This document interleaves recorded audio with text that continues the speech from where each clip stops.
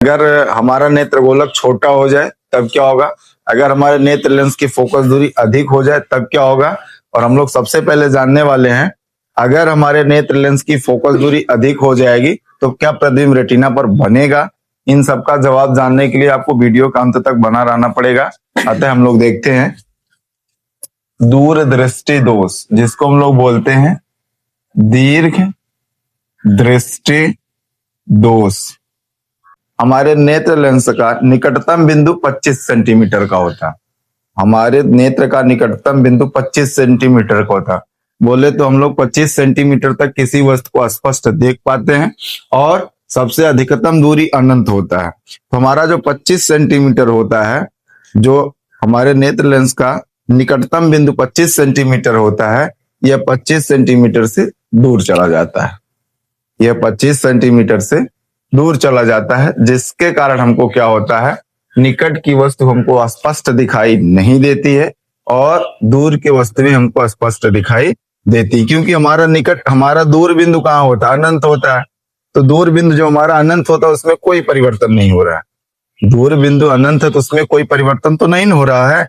हमारा दूरदृष्टि दोष में क्या हो रहा है, जो हमारा निकटतम बिंदु 25 सेंटीमीटर का होता है वह 25 सेंटीमीटर से उठकर दूर चला जाता है। तो जहां वो 25 सेंटीमीटर वाला जो हमारा निकटतम बिंदु जहां जाएगा वहां तो हमको ऑलरेडी दिखेगा ही दिखेगा, और उसके अनंत वाला जो बिंदु होगा वो तो हमको स्पष्ट दिखाई दे रहा है। तो हमको स्पष्ट समझ में आ गया दूरदृष्टि दोष क्या होता है। दूरदृष्टि दोष में दूर की वस्तुएं स्पष्ट दिखाई देती हैं जबकि पास की वस्तुएं स्पष्ट दिखाई नहीं देती हैं। ऐसे दोष को हम लोग दूरदृष्टि दोष या दीर्घ दृष्टि दोष कहते हैं। इसमें कारण मैंने बताया, इसका कारण क्या हो सकता है, इसका कारण मुख्यतः दो हो सकते हैं। एक कारण क्या हो सकता है, एक कारण हो सकता है नेत्र लेंस की फोकस दूरी अधिक हो जाना, और दूसरा क्या हो जाना, नेत्र गोलक का छोटा हो जाना। अगर नेत्र गोलक छोटा हो जाएगा, अगर नेत्र लेंस की फोकस दूरी अधिक हो जाएगी तो प्रतिबिंब रेटिना पर ना बनकर रेटिना से पीछे बन जाएगा, और जब प्रतिबिंब रेटिना पर ना बनकर रेटिना से पीछे बन जाएगा तो हमको स्पष्ट दिखाई नहीं देती है। अतः हमें पता हो गया, अगर दूर की वस्तु स्पष्ट दिखाई देती हैं और पास की वस्तु स्पष्ट दिखाई नहीं देती हैं तो इस दोष को हम लोग कहते हैं दीर्घ दृष्टि दोष, दूर दृष्टि दोष कहते हैं। इसको अंग्रेजी में हाइपरमेट्रोपिया भी बोला जाता है। स्पष्ट आपको समझ में आ गया होगा। अब देखते हैं दीर्घ दृष्टि दोष। इसमें हमने बताया आपको दूर की वस्तु स्पष्ट दिखाई देती हैं परंतु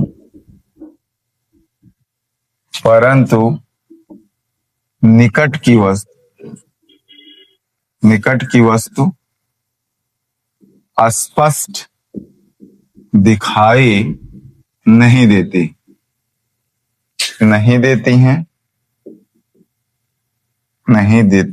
हैं।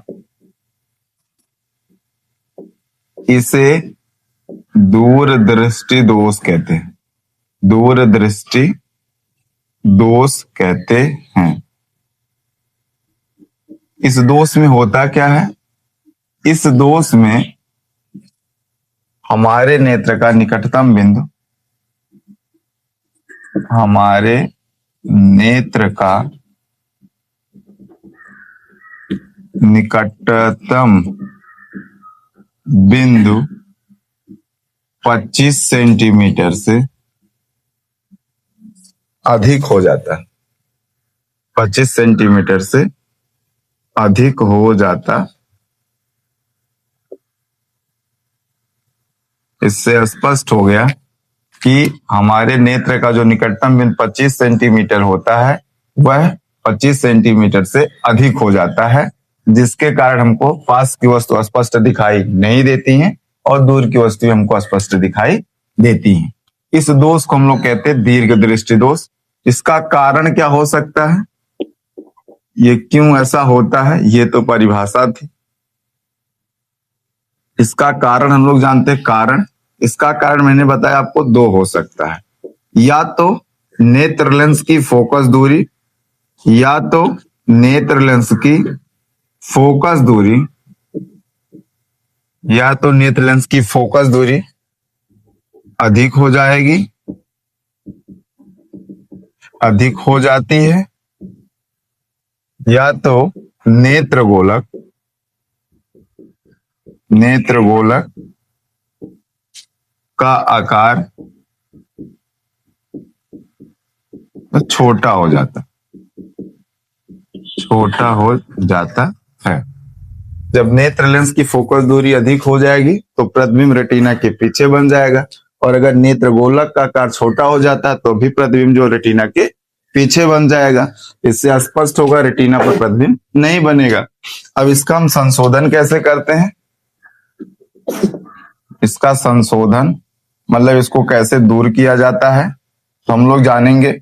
इसमें क्या चाहिए हमको? प्रकाश को मोड़ने वाला चाहिए, प्रकाश को फैलाने वाला नहीं चाहिए, प्रकाश को मोड़ने वाला चाहिए। तो इसमें प्रकाश को मोड़ने का काम कौन करता है? उत्तल लेंस करता है, अभिसारी लेंस करता है। इसमें हम लोग उचित फोकस दूरी का अभिसारी लेंस का प्रयोग करते हुए, अभिसारी लेंस का प्रयोग करते हुए हम लोग दीर्घ दृष्टि दोष से छुटकारा पा सकते हैं। जैसे हम लोग देखते हैं, जब कोई वस्तु, यहाँ एक नेत्र गोलक है, यह नेत्र गोलक क्या करेगा? यह नेत्र क्या करेगा? पास की वस्तु देखने का प्रयास करेगा। यहाँ कोई पास की वस्तु है, इसको देखने का प्रयास करेगा।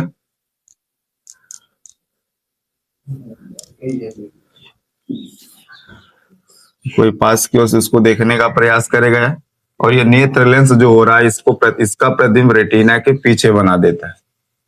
तो अगर रेटिना के पीछे बना देगा तो वस्तु दिखाई नहीं देगी।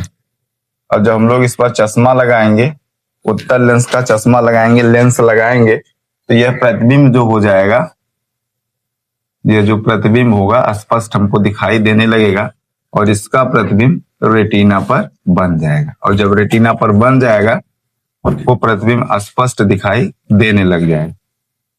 यहाँ पे हम लोग प्रयोग करते हैं उत्तल लेंस का, और यहाँ कोई वस्तु है 25 सेंटीमीटर कोई वस्तु है, और ये यहाँ पे लेंस पे इस प्रकार डालेगी, और ये लेंस जो होगा इसका प्रतिबिंब जो होगा रेटिना पर बना देगा। इस प्रकार हम लोग उत्तल लेंस का प्रयोग करते हुए, उत्तल लेंस का प्रयोग करते हुए प्रतिबिंब को हम लोग दूर दृष्टि दोष को दूर कर सकते हैं। यह रेटिना हो गई, यहाँ रेटिना है,